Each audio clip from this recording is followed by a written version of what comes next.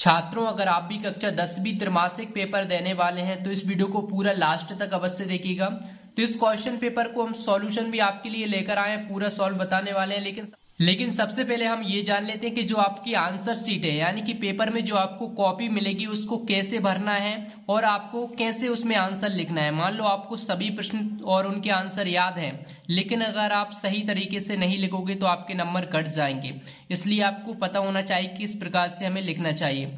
तो सबसे पहले तो आपको ये डिटेल्स भरना है, जो भी आपका रोल नंबर है वो आपको यहाँ पर डालना है और शब्दों में डालना है। तो शब्दों में कैसे लिखते हैं, जैसे एक ये लिखा है तो एक इस प्रकार से कोष्ठक में लिखना है, और इसके बाद में शून्य लिखा है तो शून्य लिखना है। कुछ इसी प्रकार से अंकों को देखकर आपको अपना रोल नंबर डालना है, और आपकी जो जानकारी है, आप कौन सी क्लास में हो, क्या नाम है, कौन सा पेपर दे रहे हो, ये सभी जानकारी अपने हिसाब से आप भर सकते हैं। और जो समझ में नहीं आया वो टीचर से पूछ सकते हैं। लेकिन जो इम्पोर्टेंट बात है वो है कि आपको लिखने का तरीका, यानी कि जो आप प्रश्न के आंसर लिख रहे हैं उसका तरीका कैसा होना चाहिए। तो यहाँ पर आप देख सकते हैं, सबसे पहले कुछ इस प्रकार से आपको डालना है प्रश्न क्रमांक। जैसे कि आप प्रश्न क्रमांक 1 के आंसर लिखने वाले हैं तो यहाँ पर प्रश्न क्रमांक 1 में क्या दिया हुआ है, यहाँ पर आप देखिए इस पेपर में दिया गया है जैसे कि सही विकल्प चुनकर लिखिए। तो प्रश्न क्रमांक 1 के आंसर हम लिखने वाले हैं। तो यहाँ पर आप देखोगे हमने प्रश्न क्रमांक 01 के उत्तर यहाँ पर ये लिख लिया है, और इसको हमने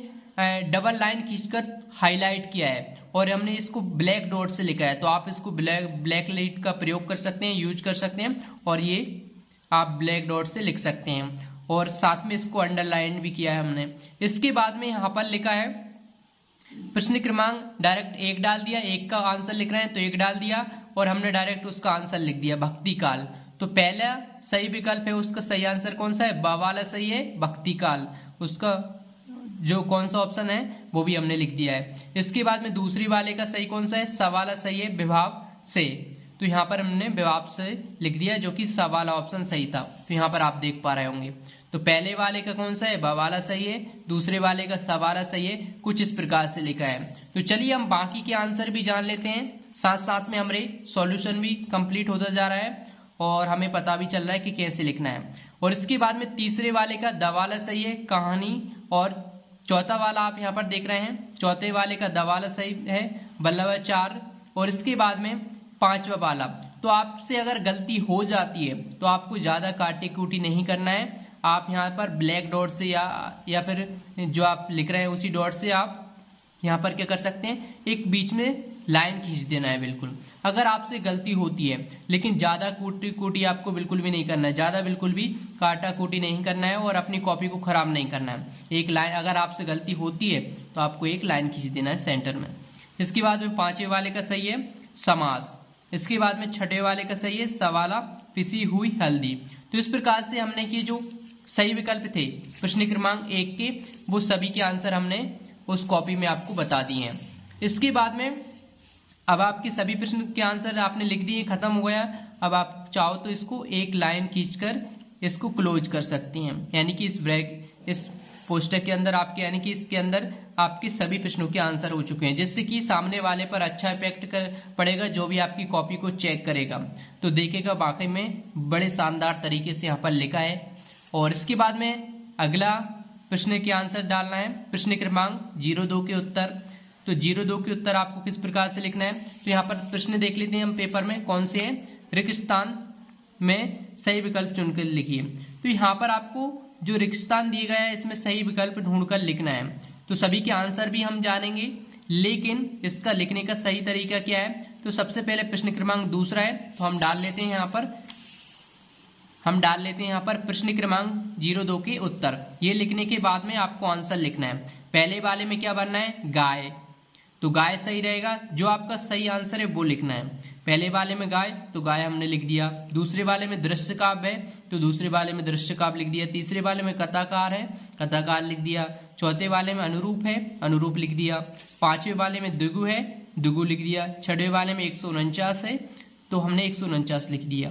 तो कुछ इस प्रकार से हमने सभी के आंसर यहाँ पर लिख दिए। कुछ इस प्रकार से लिखोगे बिल्कुल आपको पूरे नंबर मिल जाएंगे, क्योंकि स्पष्ट दिख रहा है कि एक एक आंसर यहाँ पर क्लियरली लिखा है। इसके बाद में आपका आंसर खत्म हो गए सभी, इस प्रश्न के सभी आंसर खत्म हुआ बिल्कुल।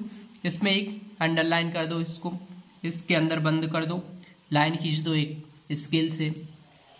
और ये सही तरीके से लिखने का तरीका, सही आंसर लिखने का तरीका कुछ इस प्रकार से आप लिखोगे तो अच्छे नंबर मिलेंगे और सामने वाला जो आपकी कॉपी को चेक करेगा उस पर अच्छा प्रभाव पड़ेगा, उसको चेक करने में आनंद आएगा। इसके बाद में हमने ये सभी प्रश्नों के आंसर देख लिए हैं आप और ये जो पेपर है इसकी पीडीएफ भी आपको मिल जाएगी, पूरा सॉल्यूशन भी मिलेगा, इसलिए पूरी वीडियो को देखें क्योंकि ये आपके बहुत काम की चीज है।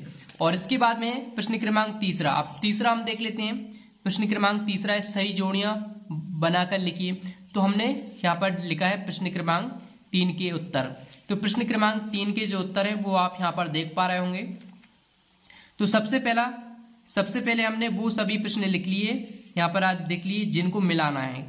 तो हमने लाइन से सबसे पहले तो आ वाला जो खंड है, आ वाला जो भाग है, इसके सभी जो प्रश्न है वो हमने एक साइड लिख लिए लाइन से, यहाँ पर आप देख सकते हैं सभी लिख लिए।